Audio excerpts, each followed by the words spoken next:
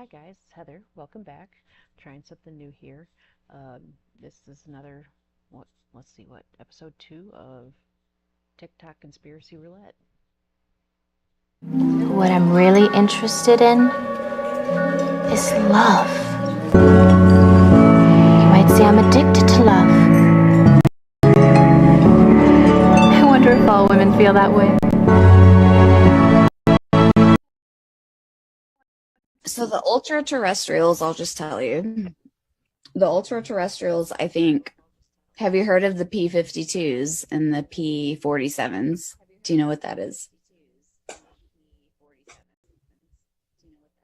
They're us from the future. They're from here. They are you. They are me. They're from here, from the future. P-47 is present plus 47,000 years. P-52 is present plus 52,000 years. And basically there's a calamity, right? So there's like a apocalypse scenario in the near future. It wipes out most of like everything, man. And there's the ones that go underground and survive, right? And then there's the ones that somehow stay on the surface and miraculously don't die. So the ultra-terrestrials, I'll just tell you. The ultra-terrestrials, I think, have you heard of the P-52s and the P-47s? Do you know what that is? History proves that when we hit the sky hits back.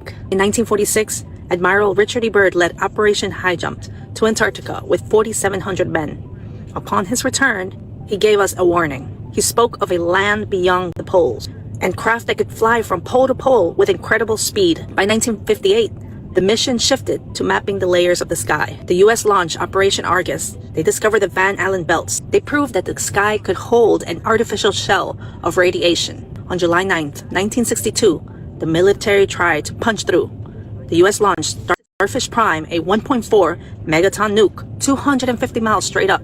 In a vacuum, energy vanishes. But this blast hit a conductive medium, the ionosphere. Like a hammer hitting a bell, the sky vibrated, and the energy didn't dissipate, it traveled. And the result in Honolulu was instantaneous. Even though the blast was 900 miles away, 300 streetlights on Oahu were blown out simultaneously. The USSR followed with Program K over Kazakhstan. 570 kilometers of overhead telephone lines were physically fused and melted.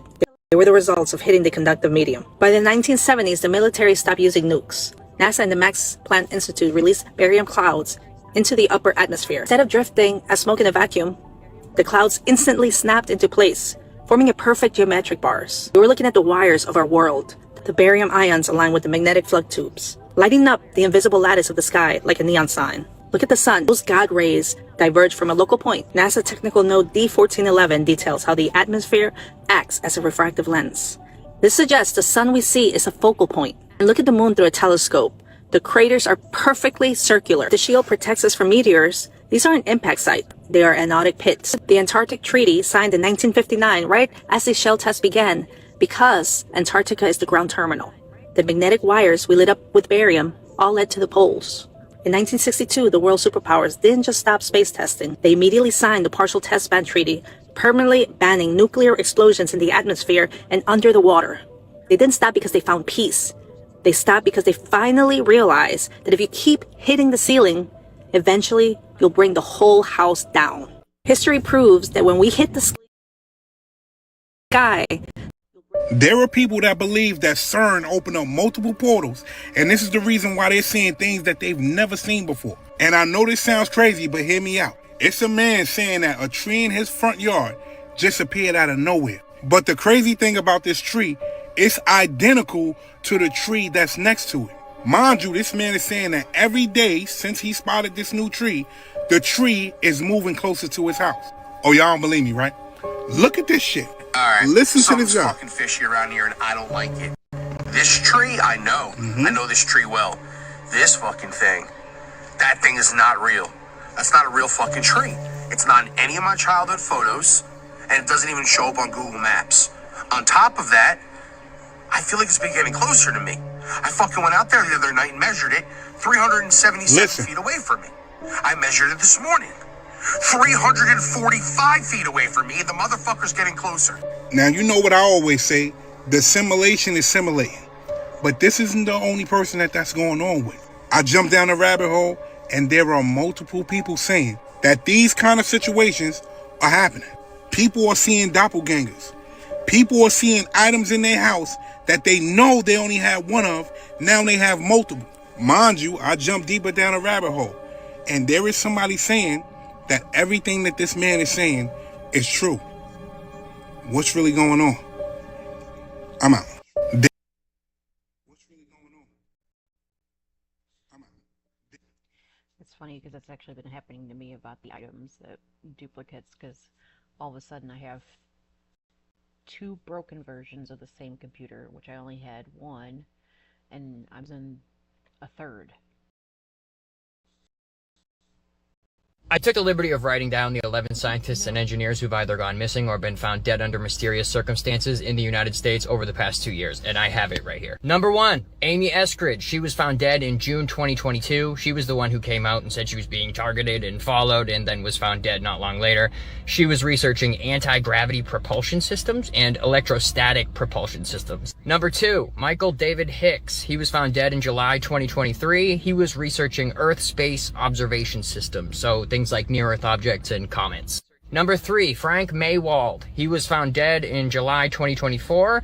He was working on planetary robotics systems like the Mars rover. Number 4, Anthony Chavez. He went missing in May 2025. Not much is known about what he was researching, but he had clearance at the Los Alamos National Lab. That's where they do the nuclear stuff.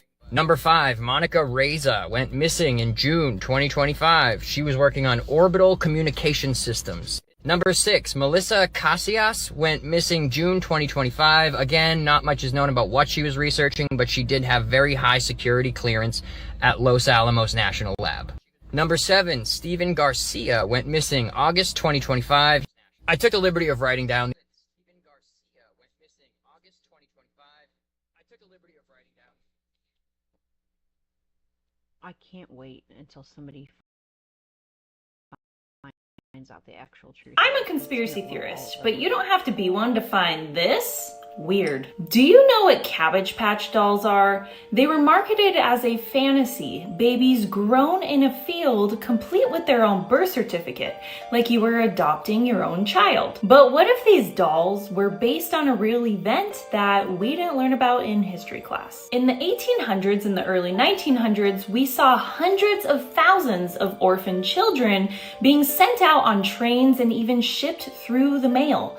Where did all of these children come from? Were they the children of parents who were thrown into insane asylums because there was a surge of these as well during that same time frame? Or is it something deeper that's been quietly buried over time? I know this sounds crazy, but when you start looking at the artwork from this era, the symbolism, even mention of children in fields, something feels off. Here's where it gets really weird. There's a passage in the book of Jasher that describes children sprouting forth from the earth like grass. Coincidence? Maybe. It talks about the ancient Israelites when they were in Egypt, and it says they left their children upon the field and returned home.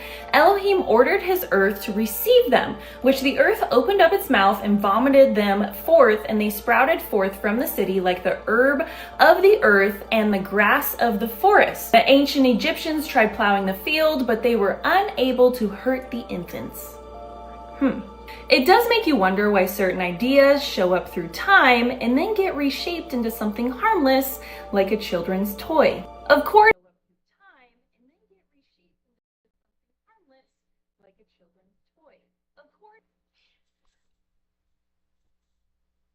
Really, I'd never heard the whole Jasher thing before, I don't think. But I really want to ask. We are told the absolute truth about our history. I'm sure there is nothing significant that has ever been simplified, reframed, or forgotten, or turned into a children's toy.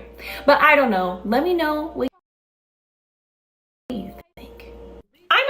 I took the liberty of writing down the 11 scientists and engineers who've either gone missing or been found dead under mysterious circumstances in the United States over the past 2 years, and I have it right here. Number 1, Amy Eskridge. She was found dead in June 2022. She was the one who came out and said she was being charged. Be careful, that tree is fake. That's a fake tree. Guys, am I fucking crazy? Please tell me. They look closer. They do look closer together. On top of that, this looks rotated slightly. Someone was calling it out. A bunch of people were calling it out in the comments. It looks fucking weird. Tell me I'm wrong. Look at the difference. This is the normal, real tree that I know. Okay? Looks fucking normal. That looks glossy. It looks fucking weird. It's not the same. This doesn't look fucking real. It looks like, and this looks like plastic. This doesn't look real. I'm going to take measurements between the two trees because it looks fucking closer. It looks closer together. You can't tell me I'm fucking wrong. I lost my tape measure, so for now I'm using a fucking extension cord. So I just did base to base. I mean, it's tight enough. It's off the ground. So I'm going to mark it and then I will measure it. Well, I did the calculations and these trees are 3.7 feet away from each other. I didn't measure the distance today. My brain is fucking scrambled eggs, but come on, you can't deny it. This motherfucker looks closer. They're side by side. Still no fucking birds. Zero fucking birds. Be careful, that tree is fake.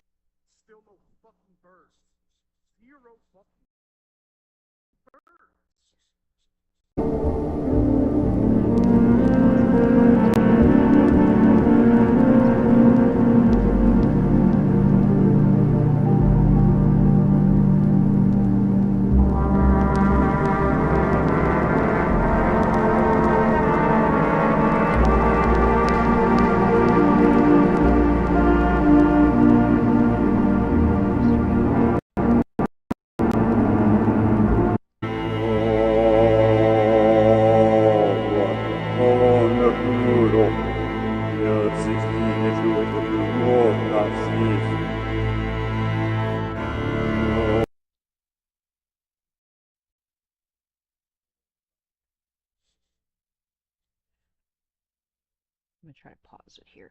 Okay. See the asteroid that killed the dinosaurs. When Satan was defeated,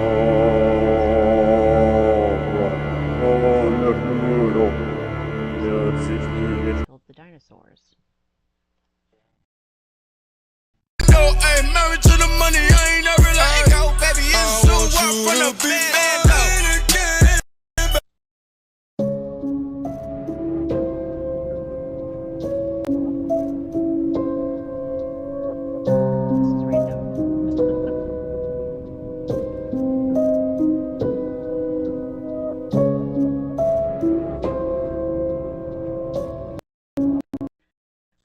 What?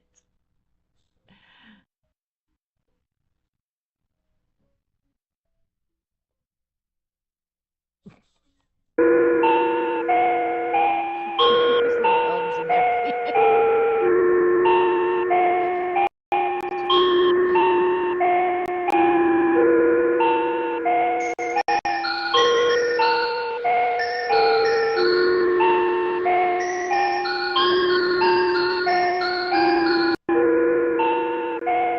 if you need to.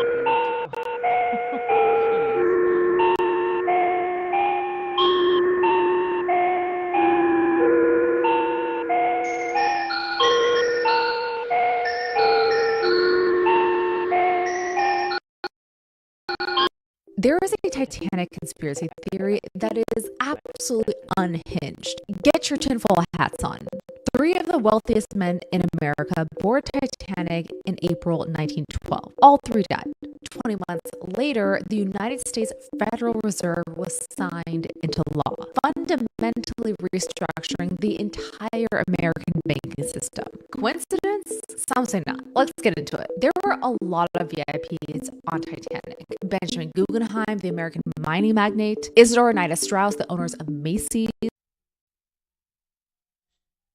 and John Jacob Astor IV, who was worth $90 million in 1912. He was the wealthiest person on board by a significant margin. But the most notable VIP was actually actually someone who wasn't even there. JP Morgan, who had purchased White Star Line Shipping Company in 1902 for an eye-watering $32 million.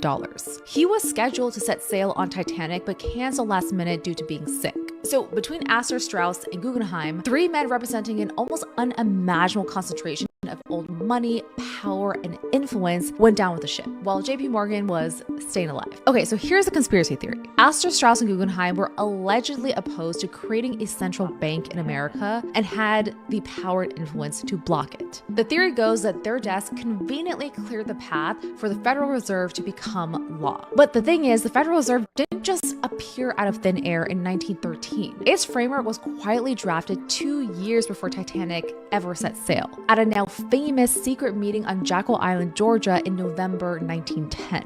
Senator Nelson Aldrich and representatives of America's most powerful banking houses arrived separately, used first names only, and told nobody about where they were going. The secrecy was intentional. They knew what they were building was controversial. So the Federal Reserve was already in motion well before Titanic left Southampton. On top of that, there is no documented evidence that Astor, Strauss, or Guggenheim were actively opposed to the Federal Reserve. There are no speeches, no letters, no recorded political opposition. This theory rests almost entirely on the fact that they were powerful, wealthy, and died right before the Federal Reserve passed. And that is quite the leap. What I will say is we can't prove that they would have opposed the Federal Reserve, but we can't prove that they wouldn't have either. Their deaths objectively removed three of the most powerful financial voices in America during a pivotal moment in its history. Is it a conspiracy? Almost certainly not in the way that it gets told online, but it's certainly strange and historically fascinating. And honestly, with Titanic, that feels exactly right. This is just a snippet of my epic 3-part Titanic series that goes live on my YouTube channel on April 14th. So if you're watching it today, it is out right now.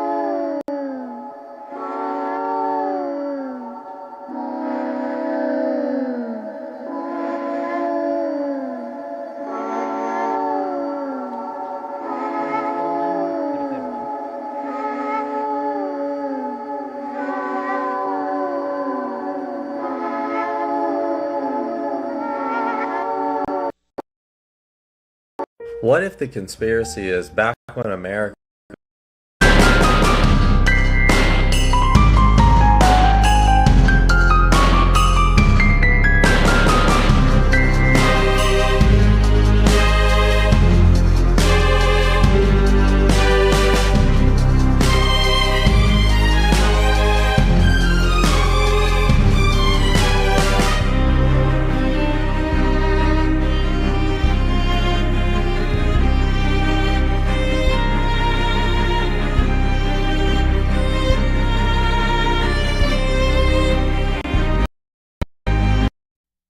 Nah, this is about to get crazy.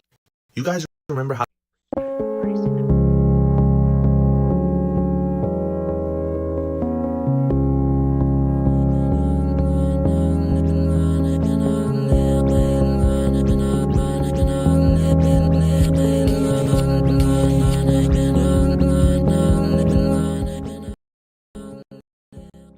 What if the reason we don't fit on Earth is because we're not from here? Let's start with your skin. You walk outside on a clear day. Give it 15 minutes, your skin starts to burn. You turn red, you blister, you peel, and no other species on Earth has this problem. Not at this scale. Lizards sit in direct sunlight for hours. Dogs, cats, horses, elephants, they spend their entire lives under the same sun and handle it just fine. Their fur, their scales, their pigmentation, all perfectly calibrated for our star. Ours isn't. We literally had to invent a chemical paste and rub it on ourselves just to go outside safely. Think about that for a second. We invented sunscreen because our own sun is trying to kill us. Now, look at your back. 80% of humans will experience chronic back pain at some point in their lives, when 4 out of 5 members of your species share the same structural problem. You stop blaming the individual and start looking at the blueprint. Our spines are essentially a horizontal bridge that evolution tried to stand upright. The discs between our vertebrae compress under gravity in ways they were never meant to handle. Other bipedal animals like kangaroos and ostriches don't have this issue. Their bodies were built from the ground up for standing. Ours were retrofitted badly. Then there's childbirth. This one's rough. Human childbirth is the most dangerous birth process of any mammal on the planet. Our babies' heads are so big they barely fit through the birth canal. Before modern medicine, giving birth was one of the leading causes of death for women throughout all of human history. No other species routinely dies trying to deliver healthy offspring. That's just us. A horse gives birth in about 30 minutes. The foal stands up and walks within the hour. A human baby can't even hold up its own head for months. We show up completely useless,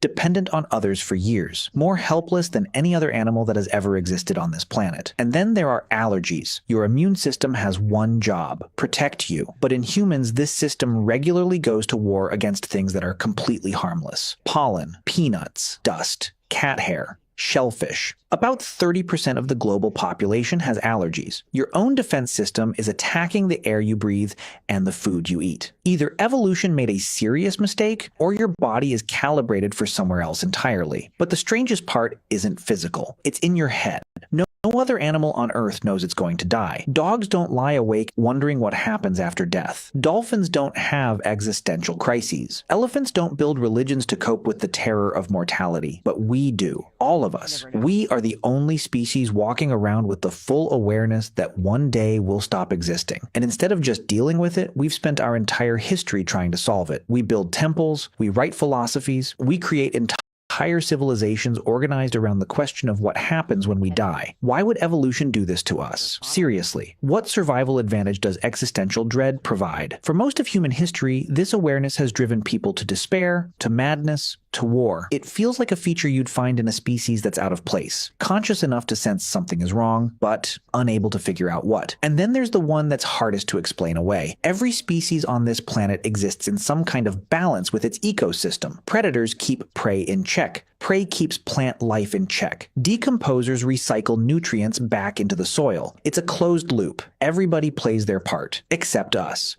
What if the reason we don't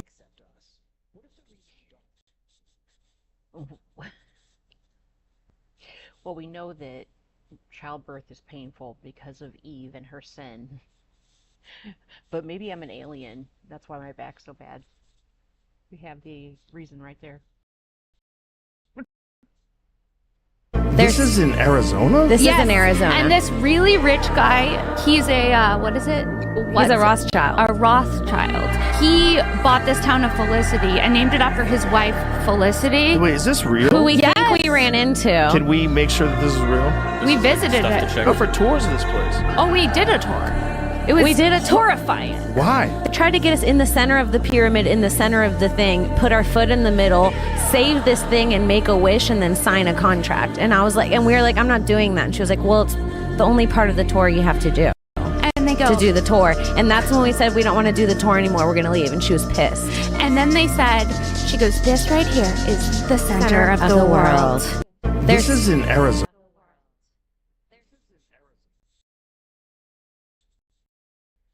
No, thank you. I'm a conspiracy theorist, but you don't have to be one to find this weird. Back in the 1800s and early 1900s, there were hundreds of thousands of orphans being shipped across the United States. And it wasn't just the United States, other countries had massive orphan situations too. Around that same time, you have entire cities burning down, Chicago, Boston, San Francisco. You have thousands of adults being placed into insane asylums. And then you have these massive world fairs with buildings they say were just temporary and then torn down. Now I'm not saying anything crazy, but hypothetically, if someone wanted to reset the world and rewrite history by making sure the past is forgotten, what would that look like? Would it look like burned cities, the adult population being thrown into asylums, and tearing down remnants of the past, and then being left with orphans to repopulate the world and shape the narrative? Maybe it's all just coincidence, or maybe our history is a little more complicated and more weird than we were taught. But I don't know. I'm just a conspiracy theorist. Let me know what you think. What's a conspiracy theory that you 1,000% believe? The reason why red pill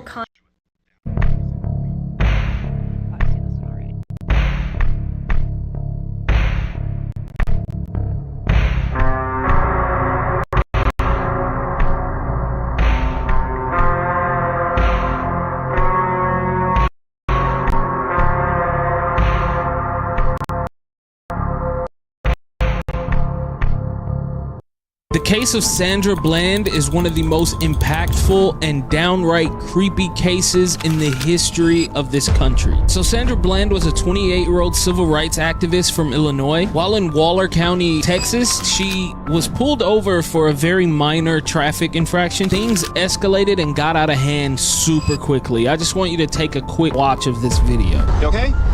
I'm waiting on you. This is your job. Oh, you seem very irritated. I am. I really am. You mind putting out your cigarette, please? Don't mind. I'm in my car. Why do I have to put out my cigarette? Well, you can step on out now. Step out of the car. No, you don't have the right. Step out of the car. You do not have the right to do that. I do have the right. Now step out or I will remove you. And I'm calling my I'm going to yank you out of here. Okay, you going to yank me out of my car? Get out. Okay, touch me. Get out of the car. Get out of the car. And then I will light you up. Get out. Wow. Now. Right, yeah. Yeah, let's take this to court. Let's go ahead. Or failure to signal. Yeah. So when this footage was originally released, it was released in like a 50-minute long full segment, right? But it was believed that it was doctored by almost everyone who's seen it because it had loops of the same thing playing in it. So she was in jail for a total of 3 days, right? But then this is where the entire case turned on its head. On July 13th, 2015, Sandra was found hanged in her cell. Jail ruled it an unaliving of herself, right? Yeah. But her family and the world didn't believe this was true because she had just gotten a new job offer. She was super happy all of the time, and she made phone calls while in jail and seemed super excited about the future and about getting out, right? But then this next moment changed everything. This photo was released of Sandra Bland. Everybody all said the same thing. Everyone believes she is dead in this photo. What? Which was taken on the day of her intake, 3 days before she was allegedly found dead, which would explain all of the inconsistencies and lack of surveillance footage of her. If you look at this photo, there's a couple of reasons why people believe that she's dead. First of all, if you look at her eyes are clearly not focusing on the same thing. And it appears as if the eyes are edited. It lacks color consistency. And then the biggest one of all, if you look at the way that the shadow is cast behind her, the shadow is cast as if a light is coming from directly in front of her, which would mean that she's laying down. And then if you look at the way her hair is flowing, her hair is falling down as if gravity is pulling it toward the ground. The majority of the world has come to the understanding that this photo is not showing Sandra alive. Some people believe that she died prior to ever getting to the jail.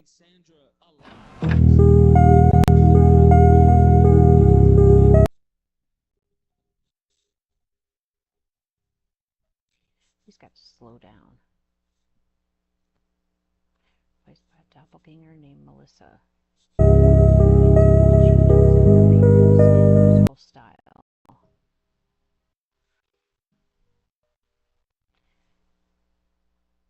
I believe Elvis faked his death in 1977 and lived in hiding for his illness signs and speculation.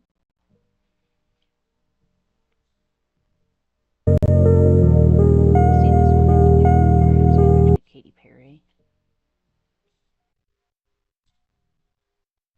Stevie Wonder isn't really blind. I'm kind of thinking so too because he literally responds to visual cues that everyone is around to tell him happen.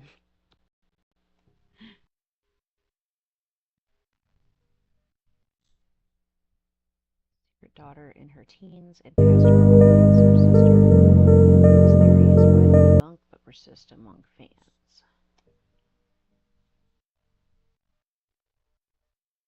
King of Pop faked his death in 2009 and escaped pressures of alleged sightings and inconsistencies in reports fuel this theory.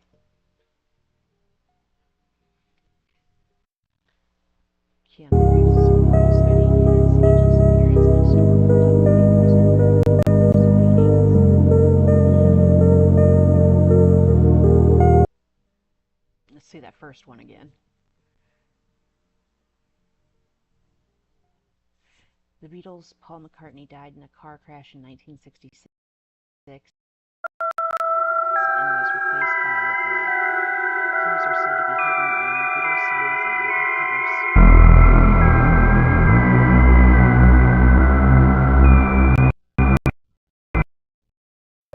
What is going on with Cash Patel? It's reports flying around right now that this man be drinking and he has been paranoid. And it got me thinking, what would make this man drink and be paranoid? Now, he did come out and clearly deny the allegations. So much so that the people who put the allegations out there in the first place, he's talking about suing them. Now, I don't know if he's been drinking and he's clearly paranoid, but from my observation and yours, because I'm about to show you a video, let me know what you think. I know y'all remember this video. Watch this man's face. If it is paranoia, this is the video that started it. Nobody knows till this day what the hell he was looking at on that paper. It looked like he was disturbed. Whatever he's saying, he was disturbed. And he was clearly giving signals. Look at this shit. Is there something deeper behind the scenes that's going on that we don't know about yet? Whatever it is, this situation got a lot of people paying attention right now. What is going on? According to Wired magazine, many people on the right, including Trump supporters, now believe that this was staged. I want to remain respectful to the president while I discuss this, so in solidarity, I attached a maxi pad to my ear. The article cites a lot of MAGA podcasters and influencers and pundits who have seemingly started questioning the events. Apparently, the president has lost Tim Dillon. But I think maybe it was staged. Tucker Carlson has also tweeted that the FBI covered it up.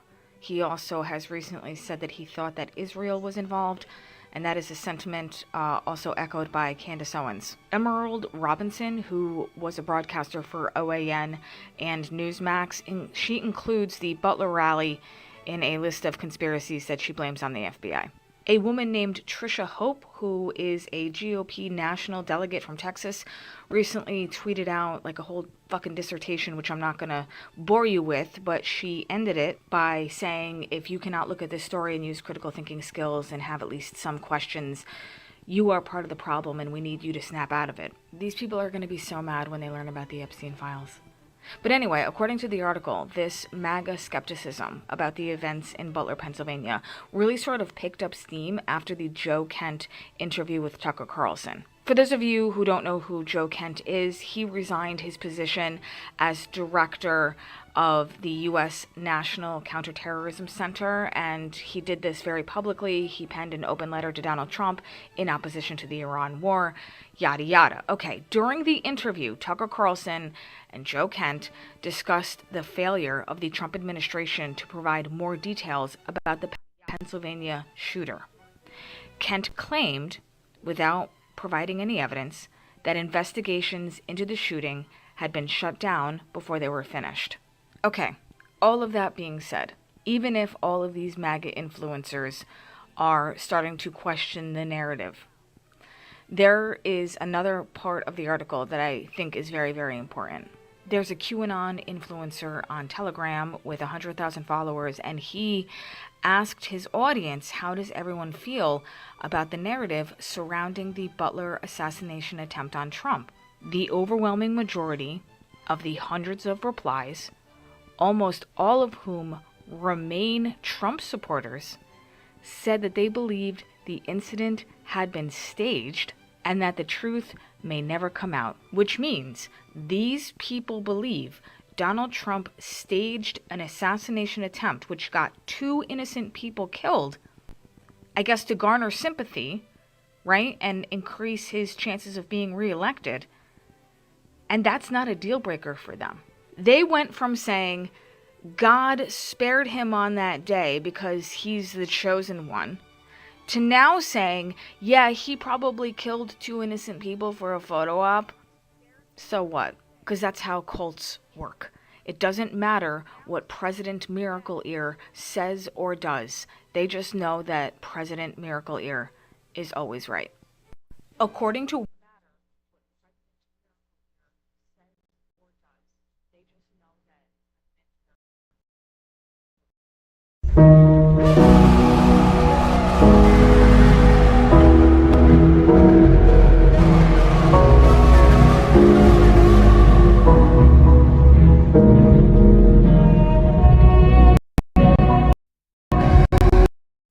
ever since that white boy went to jail for talking to dolphins. I wouldn't have believed it if they didn't take him to jail and then kill almost 40 damn dolphins. How the fuck would y'all know he actually talked to dolphins to arrest him for talking to dolphins if you didn't see the shit? You know he talked to them bitches and that's why he's locked up. So I started to deep dive because I got a fucking brain and I use it. So I ask, why is it illegal to communicate with dolphins? Many people believe dolphins aren't just animals, but highly evolved spiritual gatekeepers or extraterrestrial consciousness living in our oceans. They suggest that dolphins and whales are actually starseeds from the Sirius B star. That's one thing about them Africans. They know about them stars and don't nobody got a damn telescope. That's what be fucking me up. They don't even got shoes on. They know how far a fucking star is and the name of it. Here go another reason why we can't talk to them, y'all. There's a widespread belief in the New Age community that dolphin echolocation has a physical and spiritual effect on human DNA.